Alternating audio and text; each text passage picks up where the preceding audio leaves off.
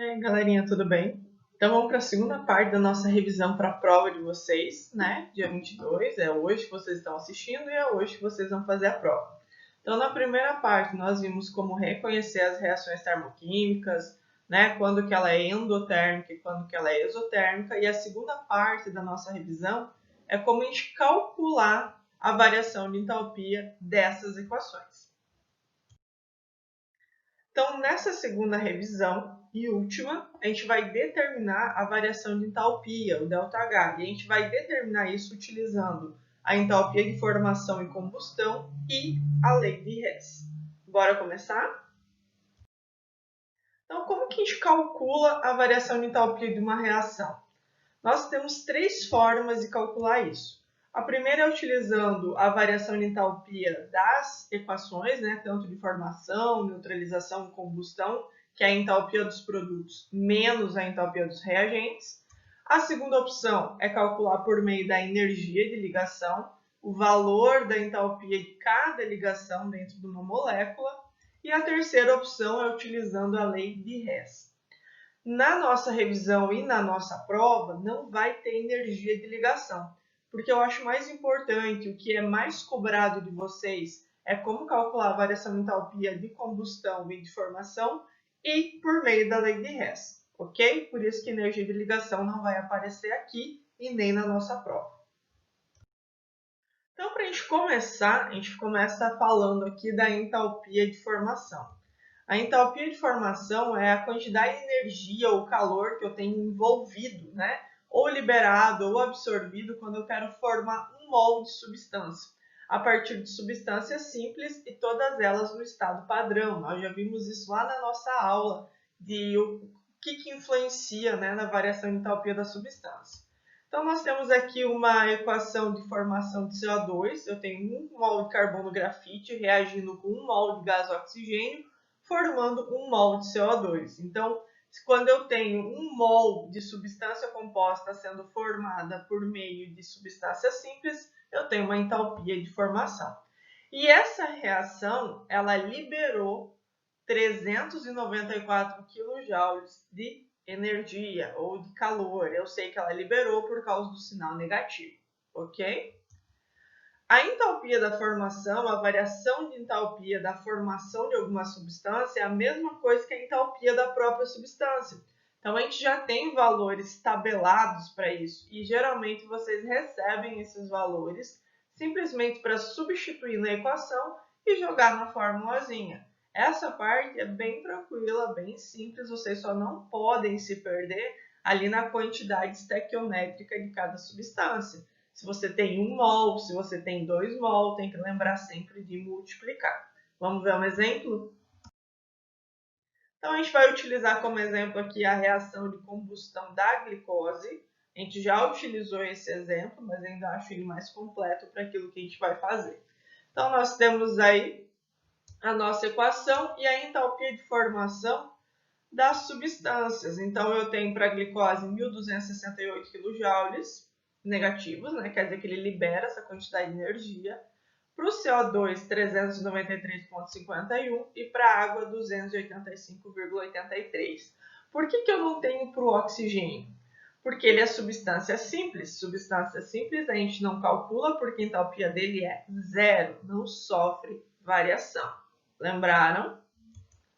E aí, o que eu quero? Eu quero que vocês determinem o valor da energia liberada na combustão de 1 mol de CO2. Então, eu tenho que calcular a variação de entalpia dessa equação. Só que essa equação ela está determinada para 6 mol de CO2. E eu quero lá no finalzinho essa variação para apenas 1 mol. Ok? Então, vamos lá. Então, nós já temos lá os valores da nossa variação de entalpia para cada substância. Agora, eu gosto de escrever embaixo da equação para ficar bem claro o que eu tenho que multiplicar e o que eu não tenho que mexer. Então, eu repito a equação e vou colocando os valores de cada substância que já está tabelado. Isso aqui vocês recebem no enunciado ou numa tabelinha. Então, ali da glicose é menos 1.268, do oxigênio não se calcula, o CO2 é menos 393,51 e a água é menos 285,83. Só que eu tenho que cuidar que eu tenho 6 mols de CO2 e 6 mols de água. Então, eu vou ter que multiplicar por 6 o valor de entalpia de cada um deles. Então, é aqui que vocês têm que prestar atenção. O cálculo é fácil, mas não dá para esquecer esses detalhes aqui que aparecem.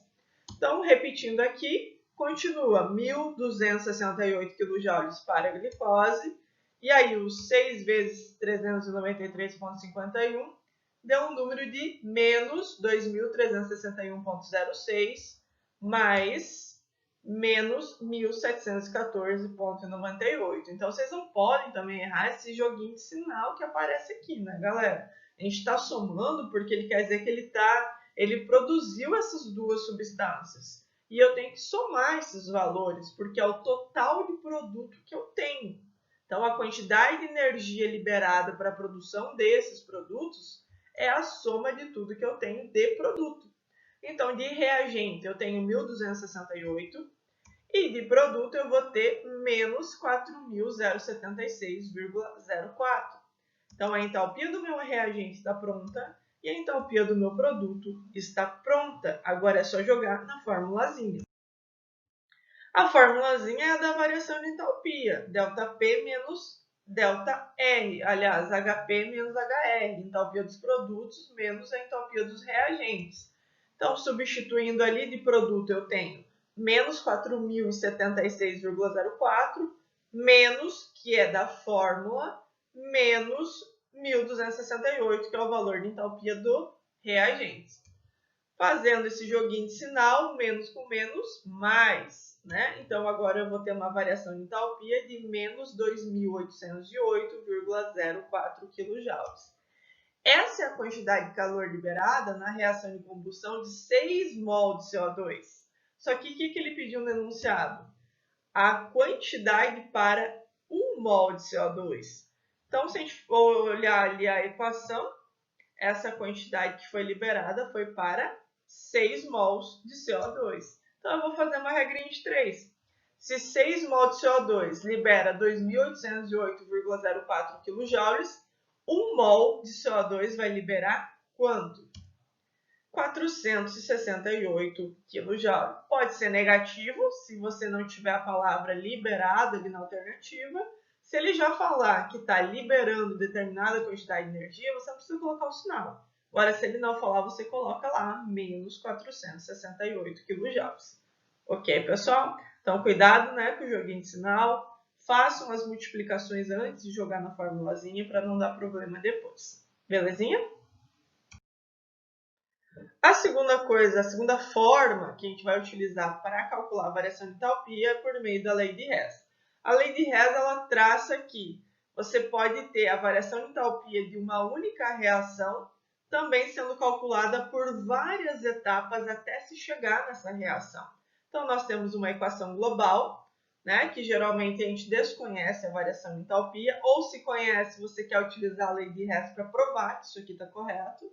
E aí você tem equações intermediárias para chegar até essa equação global. Então, se a gente for analisar a equação global, eu tenho A reagindo com B, formando C. E eu não sei quanto de energia isso aqui libera ou absorve. Se eu utilizar essas duas etapas, eu tenho que dar um jeito de simplificar as 2 ou 3 ou 4 etapas, quantas tiverem, a fim de ficar como a equação global. Então, eu tenho que ver o que eu tenho que cortar e como que eu vou fazer isso. Né? Então, esse exemplo nós já utilizamos antes, mas eu acho que ele fica ainda mais claro para vocês relembrarem disso aqui. Então, vamos lá. Nós temos a etapa 1, né, que é o C reagindo com B produzindo D, e essa etapa ela absorve 300 kJ. E aí nós temos a etapa 2, que é o A reagindo com 2B, vamos supor que é 2 mol de B, e vão produzir D. E essa etapa ela libera 500 kJ. A equação global é o resultado da tua equação. Você já sabe o que você tem que gerar no final. Só que a lei de Hess quer que você mostre como você vai fazer isso. Então, o que eu tenho que ter no final? A reagindo com B produzindo C. E eu quero saber a variação de entalpia dessa equação. Então, o que nós fazemos? nós vamos achar formas de cortar aquilo que eu não preciso. Então, se eu olhar a equação de cima, eu tenho D sendo produzido e na de baixo também. Só que eu tenho que ter o C como produto. Então, eu tenho que inverter essa primeira equação. Então, você vai inverter, vai multiplicar por algum número, vai dividir por algum número, você vai fazer tudo o que for necessário para que você consiga obter a equação global. Para você poder cortar as substâncias que não fazem parte da equação global, elas têm que estar na mesma quantidade, porém elas têm que estar em lados opostos. Então, para eu cortar esse D com esse D aqui de baixo, um dos dois tem que estar como reagente e o outro como produto, porque assim eu posso cortar essa quantidade. Então, para eu cortar esse D, eu só vou inverter a primeira equação, porque daí o C vira produto e o D vira reagente e eu consigo cortar. Então, vamos lá. Fecho aqui, passo uma linha e agora eu vou fazer o quê? A inversão.